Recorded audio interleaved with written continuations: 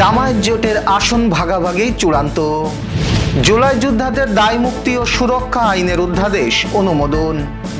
21 April শুরু SSC ও সমমান পরীক্ষা। সৌদিতে থাকা ৬৯,০০০ রোহিঙ্গাকে বাংলাদেশি পাসপোর্ট দিতে প্রক্রিয়া দ্রুত করার আশ্বাস। অবৈধ অস্ত্র ঠেকাতে যশোরে মাঠে নামছে বিজিবি, 11টি বেস ক্যাম্প স্থাপন। ভবদয়ে ভেড়িবাঁধ ধসে ১৫০০ বিঘা ফসলি জমি প্লাবিত। অনির্দিষ্ট কালের জন্য স্থগিত এবারের বিপিএল। দর্শক, আমাদের রাতের আয়োজনে আপনাদের সাথে আছে আমি এস.এম. আরিফ। শুনছিলেন প্রধান শিরোনাম। এছাড়াও রয়েছে দক্ষিণ পশ্চিমাঞ্চলের রাজনৈতিক, সামাজিক, অর্থনৈতিক ক্ষেত্রে বিভিন্ন গুরুত্বপূর্ণ খবর। বিস্তারিততে যাওয়ার আগে আপডেট খবর পেতে গ্রামের কাগজের ইউটিউব চ্যানেল সাবস্ক্রাইব এবং ফেসবুক পেজ ফলো করে রাখুন। বৈঠকে উপস্থিত না থাকলেও ইসলামী আন্দোলন বাংলাদেশের জন্য নির্দিষ্ট আসন রেখে জামায়াতের নেতৃত্বাধীন 11 দলীয় জোট আসন ভাগাভাগি চূড়ান্ত করেছে। ইসলামী আন্দোলন বাংলাদেশের জন্য 50টি রেখে 250 আসনে সমঝোতা করেছে বাংলাদেশ জামায়াত ইসলামী সহ 10 দল। আজ রাত 8টার পর রাজধানীর ডিপ্লোমা ইঞ্জিনিয়ার্স ইনস্টিটিউটে সংবাদ সম্মেলনে 250 আসনের প্রার্থী তালিকা ঘোষণা করা শুরু হয়। এর আগে বেলা 11:30টার দিকে আসন সমঝোতা চূড়ান্ত করতে রাজধানীর মগবাজারে জামায়াতের কেন্দ্রীয় কার্যালয়ে বৈঠকে বসে জামায়াত ইসলামী সহ 10 দলের শীর্ষ নেতারা। জুলাই গণ অভ্যুত্থানে অংশ নেওয়া যোদ্ধাদের দায় মুক্তি ও আইনি সুরক্ষা দিতে অধ্যাদেশ অনুমোদন দিয়েছে অন্তর্বর্তী সরকারের উপদেষ্টা পরিষদ। আজ প্রধান উপদেষ্টা অধ্যাপক মোহাম্মদ ইউনূসের সভাপতিত্বে অনুষ্ঠিত বৈঠকে এই সিদ্ধান্ত নেওয়া হয়। পরে ফরেন সার্ভিস একাডেমিতে ব্রিফিংয়ে আইন উপদেষ্টা অধ্যাপক আসিফ নজরুল জানান, আগামী 5 থেকে 7 দিনের মধ্যে গেজেট প্রকাশের মাধ্যমে অধ্যাদেশটি আইনে পরিণত হবে। আইন উপদেষ্টা বলেন, 2024 সালের জুলাই ও আগস্টে ফ্যাসিস্ট সরকারের পতনের লক্ষ্যে সংগঠিত রাজনৈতিক প্রতিরোধমূলক কার্যক্রমের জন্য জুলাই যোদ্ধাদের বিরুদ্ধে থাকা ফৌজদারি মামলাগুলো প্রত্যাহার করা হবে এবং এ ধরনের ঘটনায় নতুন করে কোনো মামলা করা যাবে না। তিনি আরও জানান, কোনো হত্যাকাণ্ড রাজনৈতিক প্রতিরোধের অংশ আর কোনটি ব্যক্তিগত সংকীর্ণ স্বার্থ হয়েছে তা নির্ধারণের দায়িত্ব দেওয়া হয়েছে জাতীয় মানবাধিকার কমিশনকে।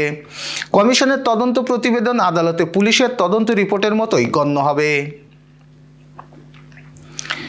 2026 সালের এসএসসি ও সমমান পরীক্ষা শুরু হচ্ছে আগামী 21 এপ্রিল।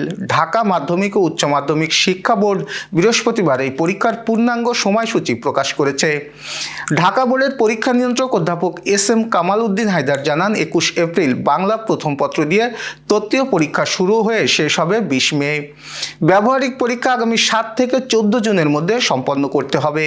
পরীক্ষা শুরুর অন্তত 7 দিন আগে প্রবেশপত্র বিতরণ নিশ্চিত করতে শিক্ষা প্রতিষ্ঠানগুলোকে নির্দেশ দেওয়া হয়েছে। সৌদি আরবে বসবাসরত ৬৯,০০০ রোহিঙ্গাকে বাংলাদেশি পাসপোর্ট দেওয়ার প্রক্রিয়া দ্রুততর করার আশ্বাস দিয়েছেন স্বরাষ্ট্র উপদেষ্টা লেফটেন্যান্ট জেনারেল অবসরপ্রাপ্ত মোহাম্মদ জাহাঙ্গীর আলম চৌধুরী। আজ সচিবালয়ে নিজ কার্যালয়ে বাংলাদেশে নিযুক্ত সৌদি রাষ্ট্রদূত ডক্টর আবদুল্লাহ জাফর বিন আবিয়ার সঙ্গে সৌজন্য সাক্ষাতে তিনি এই কথা জানান। স্বরাষ্ট্র উপদেষ্টা বলেন, পাসপোর্ট অধিদপ্তর ও সৌদি আরবে অবস্থিত বাংলাদেশ মিশন সমন্বিতভাবে কাজ করছে। কাজ দ্রুত শেষ করতে ঢাকা থেকে বিশেষ টিম পাঠানো হয়েছে।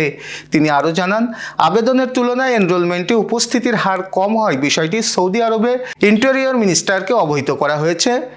এবার যশোর সহ আঞ্চলিক সংবাদ। আসন্ন জাতীয় সংসদ নির্বাচনকে সামনে রেখে সীমান্ত সুরক্ষা, অবৈধ অস্ত্র উদ্ধার ও আইন শৃঙ্খলা পরিস্থিতির নিয়ন্ত্রণে বিজিবির গৃহীত কার্যক্রম নিয়ে সাংবাদিক সম্মেলন করেছে যশোর 49 বিজিবি। আমাদের প্রতিনিধি মুসলিম উদ্দিন পাপ্পু জানিয়েছেন, আজ বিকেলে বেনাপোল সদর দপ্তরে আয়োজিত সংবাদ সম্মেলনে বিজিবির commanding officer lieutenant colonel Saifullah Siddiqui জানান, সীমান্ত সুরক্ষা আইনের আওতায় শার্শা ও চৌগাছা উপজেলায় নির্বাচনী কার্যক্রমে বিজিবি এককভাবে দায়িত্ব পালন করবে। ইতোমধ্যে এই 2 উপজেলার সব ভোট কেন্দ্রে রেকি সম্পন্ন হয়েছে। তিনি আরও বলেন, যশোর, গোপালগঞ্জ ও নড়াইল জেলার 16টি থানায় 11টি অস্থায়ী বেজ ক্যাম্প স্থাপন করা হবে এবং বিজিবি মোবাইল ও স্ট্রাইকিং ফোর্স হিসেবে কাজ করবে। আগামী 29 জানুয়ারি থেকে 1 ফেব্রুয়ারির মধ্যে নির্বাচনী এলাকায় ফোর্স মোতায়েন করা হবে। ভবদহ অঞ্চলের মনিরামপুর উপজেলার টেকা নদীর বেড়িবাঁধ ধসে প্লাবিত হয়েছে সুজাতপুর বিলের প্রায় ১৫০০ বিঘা ফসলি জমি। পানিতে তলিয়ে গেছে বোরো ধানের বীজতলা। এতে সুজাতপুর, হাটগাছা, কুলটিয়া, মশিহাটি, বেদভিটা ও বলারবাদ এই 6 গ্রামের প্রায় 5 শতাধিক পরিবার চরম উদ্যোগে দিন কাটাচ্ছেন। আমাদের প্রতিনিধি জাহাঙ্গীর আলম জানিয়েছেন, এলাকাবাসীর অভিযোগ পল্লীমঙ্গল মৎস্য ঘেরের পানি সেচ দিতে টানা 1 মাস ধরে 40টি মেশিন চালানোর কারণে অতিরিক্ত চাপ সৃষ্টি হয়। এর ফলেই টেকা নদীর দক্ষিণ পাশের বেড়িবাঁধ ভেঙে পড়ে। এতে কয়েকশো বিঘা জমির ফসল নষ্টের পাশাপাশি কুলটিয়া গ্রামের স্বপন রায় ও তপন রায়ের বিশাল মৎস্যঘের ভেঙে মাছ ভেসে গেছে।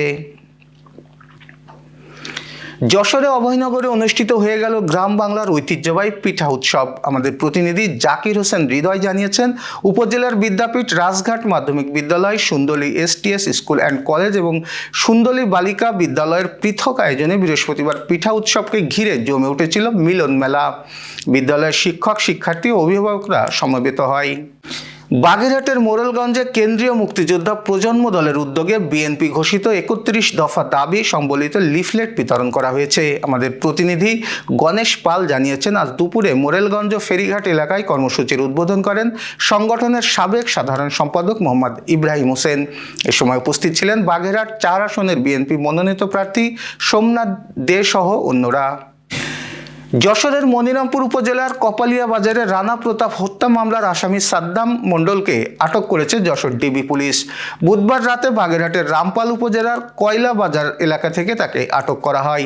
ডিবির এসআই কামরুজ্জামান জানান, তথ্য প্রযুক্তির সহযোগিতায় তাকে শনাক্ত করে আটক করা হয়েছে। বৃহস্পতিবার তাকে আদালতে সোপর্দ করা হয়েছে এবং প্রয়োজনে রিমান্ডে নিয়ে জিজ্ঞাসাবাদ করা হবে। যশোর জেলা বিএনপির উদ্যোগে জেলা যুবদলের সাবেক সভাপতি এহসানুল হক মুন্না রুহের মাগফিরাত কামনায় দোয়া মাহফিল অনুষ্ঠিত হয়েছে। আদালতের রায়ের পর বৃহস্পতিবার গণ অধিকার পরিষদের মনোনীত যশোর 4 আসনের প্রার্থী আবুল কালাম গাজী নির্বাচন কমিশনের কাছে মনোনয়নপত্র জমা দেন। Renaissance hospital and diagnostic centre.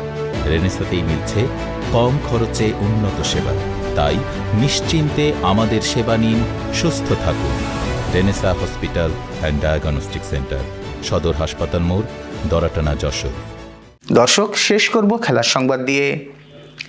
ক্রিকেটারদের দাবির মুখে বিসিবি পরিচালক এম নাজমুল ইসলামকে অর্থ কমিটির পদ থেকে অব্যাহতি দিয়েছে Bangladesh cricket board. Tiger cricket board শর্ত জুড়ে দিয়েছিল, যদি আজকের মধ্যে ক্রিকেটাররা খেলায় না ফেরে তাহলে অনির্দিষ্টকালের জন্য বিপিএল বন্ধ করে দেওয়া হবে। সেই পথেই হাঁটছে বিসিবি। কোয়াবের অনড় অবস্থান এবং ক্রিকেটারদের ম্যাচ বয়কটের কারণে চলমান বিপিএল অনির্দিষ্টকালের জন্য বন্ধ ঘোষণা করেছে বিসিবি। আজ রাতে আনুষ্ঠানিকভাবে ফ্র্যাঞ্চাইজিদের এই সিদ্ধান্তের কথা জানিয়ে দেবে বোর্ড। বাংলাদেশ প্রিমিয়ার লিগের ঢাকা পর্ব শুরু হওয়ার কথা ছিল আজ, তবে তা শুরুর আগেই বড় অনিশ্চয়তা পড়ে। পরের দিন ম্যাচ হয়নি, বিকেলের ম্যাচও মাঠে গড়ায়নি। এরপর এমন সিদ্ধান্ত নেয় বিসিবি। এদিন সন্ধ্যা 6টায় মিরপুরের সিলেট টাইটান্সের বিপক্ষে রাজশাহী ওয়ারিয়র্সের মাঠে নামার কথা ছিল। দুপুরে নোয়াখালী এক্সপ্রেস এবং চট্টগ্রাম রয়্যালসের ম্যাচটিও একই কারণে অনুষ্ঠিত হয়নি। এই ছিল আজকের রাতের আয়োজন। এরপর সকালের খবর দেখার আমন্ত্রণ জানাচ্ছি। শীতে পরিবারের বয়স্ক ও শিশু সদস্যদের বাড়তি যত্ন নিন, সতর্ক থাকুন ডেঙ্গু প্রতিরোধে। শুভরাত্রি।